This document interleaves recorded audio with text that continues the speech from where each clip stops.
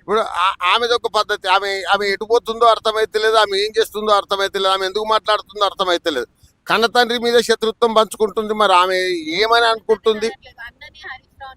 అదే ఇప్పుడు ఆ తెలంగాణ పార్టీలో బీఆర్ఎస్ పార్టీలో పుట్టినటువంటి బిడ్డ బీఆర్ఎస్ పార్టీతోనే ఎమ్మెల్సీ అయింది, ఎంపీ అయింది, కావలసిన పదవులన్నీ అనుభవించింది.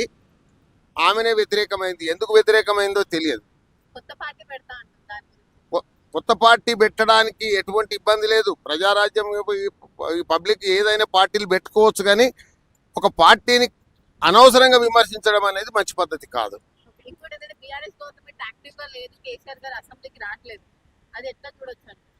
అసెంబ్లీకి రావడానికి కేసీఆర్ అవసరం లేదు. అక్కడ పార్టీ కార్యకర్తలు ఉన్నారు, పార్టీ ప్రెసిడెంట్ ఉన్నాడు, సెక్రటరీలు ఉన్నారు, వాళ్ళు మాట్లాడుతున్నారు. ఈ కాంగ్రెస్ లో ఉండే లీడర్లకు, కాంగ్రెస్ లో ఉండే మంత్రులకు కేటీఆర్, హరీష్ రావు సరిపోతారు. కేసీఆర్ రావాల్సిన అవసరం లేదు.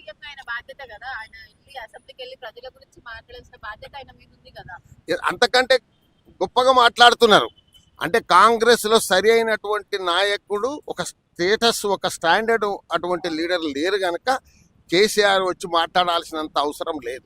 దానికి కేటీఆర్ సరిపోతాడు, హరీష్ రావు సరిపోతాడు.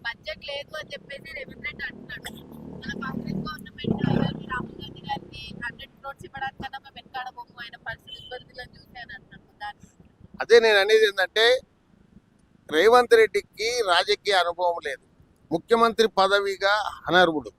ఎందుకు అనంటే, రాహుల్ గాంధీ కావచ్చు, కాంగ్రెస్ పార్టీకి కావచ్చు, పార్టీ ఫండ్ కావచ్చు, ఏది ఇచ్చుకున్నా కానీ అది ఓపెన్ డిస్కస్ చేసి పబ్లిక్ అర్థమయ్యే పద్ధతిలో చెప్పి ఇవ్వకూడదు.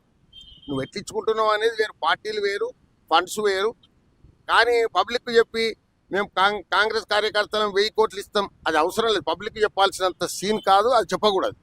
అంటే దాన్ని బట్టి అర్థమైంది ఏంటి అంటే ఆయనకు అనుభవం లేదు అనేది నా